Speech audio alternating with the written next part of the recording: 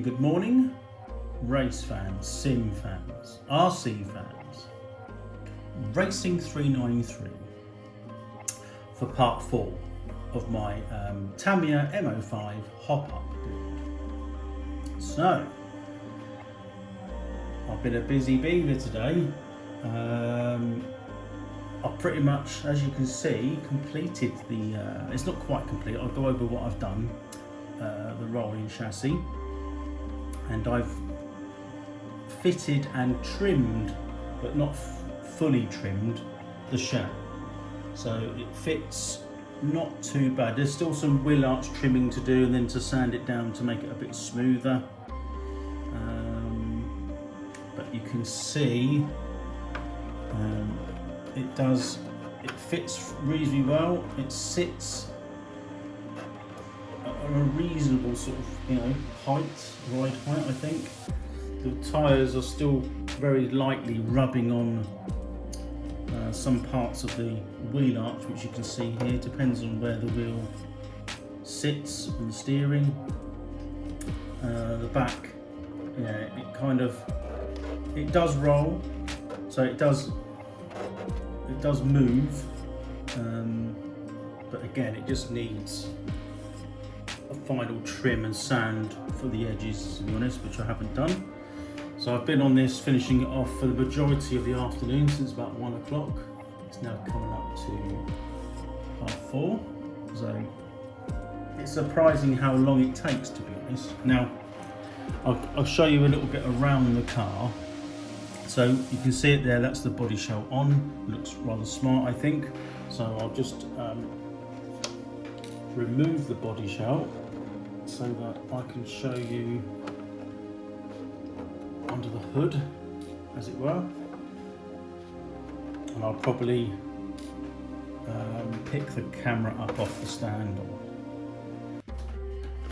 do something so it's a bit, so I can sort of give you a bit of a guided tour. So I'm going to move the camera.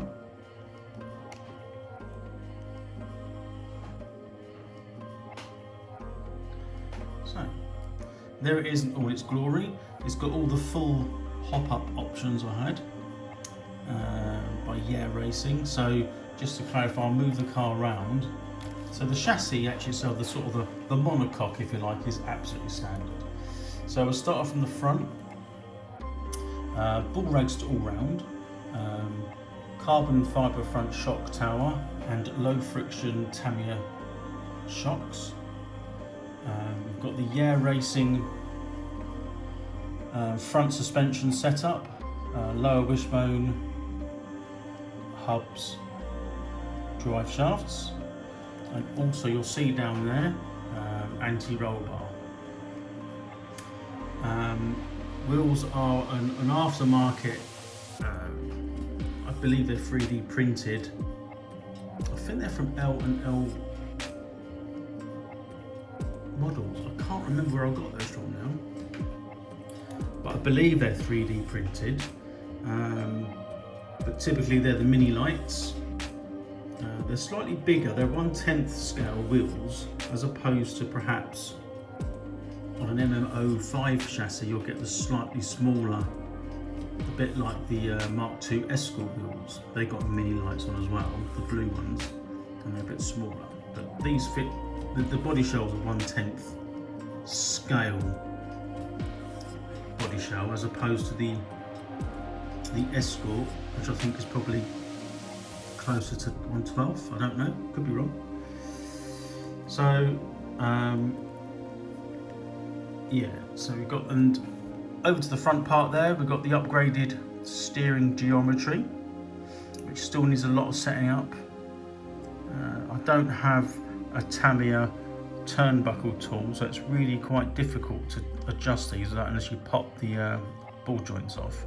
So I might have to invest in a tool. Also for the front, we've got a Racing carbon fibre front body post strap stiffener. So that helps keep, I don't know, what does it do? I think it just keeps the front a little bit more sturdy.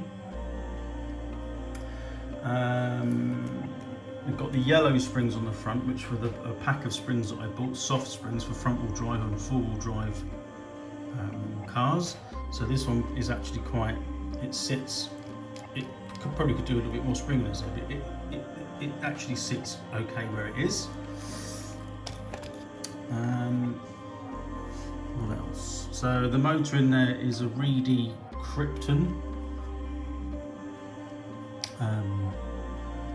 double turn. I don't know what the turns are, but it's supposed to be quite a hot motor. Maybe too much for this car, who knows. I wasn't sure about the meshing, but the meshing does seem okay now. So I think the motor might be in a low place. I'm not going to actually, I was going to move it because of these wires, but I'm pretty sure that I could, strap them like that so they can sit like that to fit the motor wires on here.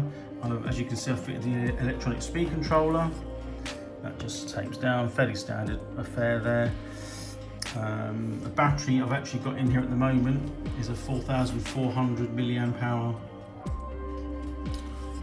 nickel metal hydride, so standard things again, but it is a brand new battery, so it should have optimal performance. And I don't really go after duration, to be honest. It's more about power, because more power is more fun, apparently. So what else we got? Yeah, let's turn the car around. Yeah, racing, rear suspension, lower wishbone, top link, fairly straightforward, to be honest, and a rear, if you look down there, rear anti-roll bar. That's a Tamiya hop-up option. Rear shocks again, exactly the same. The Tamiya low friction shocks. I've got the blue springs on this time. I thought for a minute they would be too strong, but yeah, they actually, if you look at that, I'll lift it up. It does sit really well, and again, carbon fibre rear shock tower. The rear anti-roll bar was a bit of a bitch to fit on, actually. It has to go in between that bit and the chassis. There's a little niche or notch here, one in the middle and one at the end. So it depends on your wheelbase, short, medium, long. That's pretty much it. I've got the short.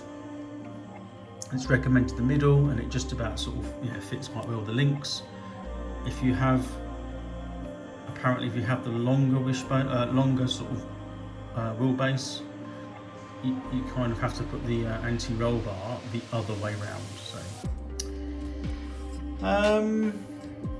what else? I think that's about it. If I turn it over, I'll show you underneath. So yeah, new battery, got my Yeah Racing sticker on there, which I put just to, why not?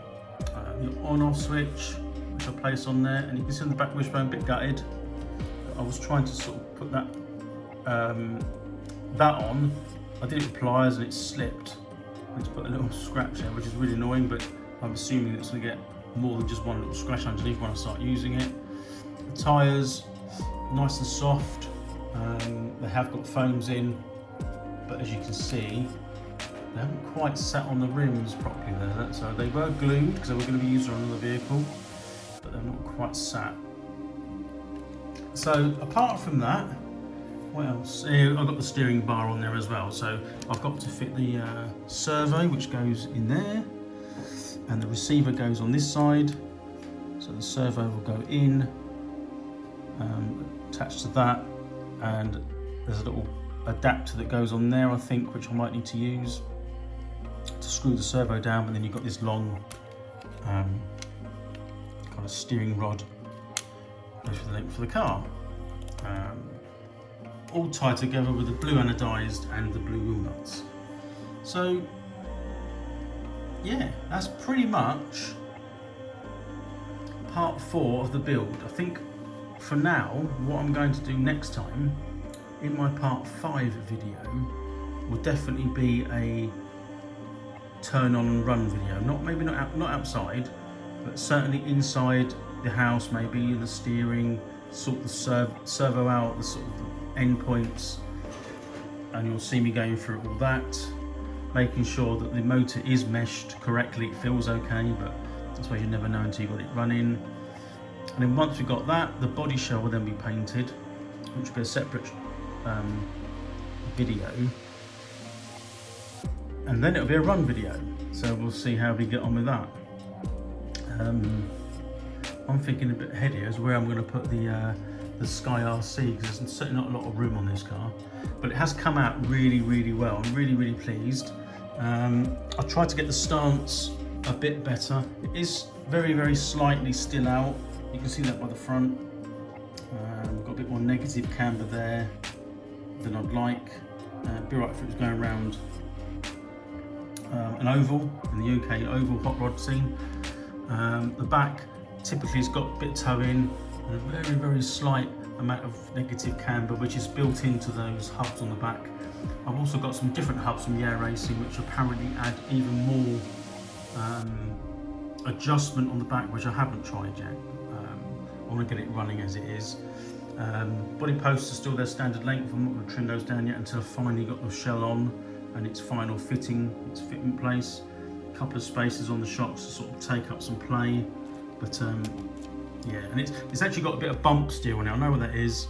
If I get in my own way, so I'll move up like this, straighten the wheels. If I do it from above, actually, you might be able to see it better. So it's a still toe out. I've got to sort that out yet. But if I push that down, so it goes in, gets toes in on, or bumps in when it goes out, doesn't it? But anyway, that's to do with the ratio of the steering arms and the camber setting. If they're sort of if the lengths are too different, it obviously goes down an arc, it sort of pushes down and adjusts the geometry there, which you can probably see. So it's just a bit of setting. I know what it is. I'm not going to worry too much about that right at this time. So that'll be it for now. You'll notice at the beginning of the video I've got a proper thumbnail because it's no longer an NSU. So once I've got it all together, maybe during this week coming, I'll sort out all the NSU spares that I've got, and they're going to go online. So I'm going to probably, depends when I release this video, so I've got others that come out before this. I'll put a link to where the NSUs for sale. Anyway, I hope you enjoyed it. That was my journey at the moment. Next one's going to be the sort of electronics and a little bit of a run video indoors, make sure it's all working, bit of a trim setting, and a shell, so paint the body shell, which you can see is just currently sat there. So, thanks for watching, thanks for listening, and I'll see you very soon. Bye for now.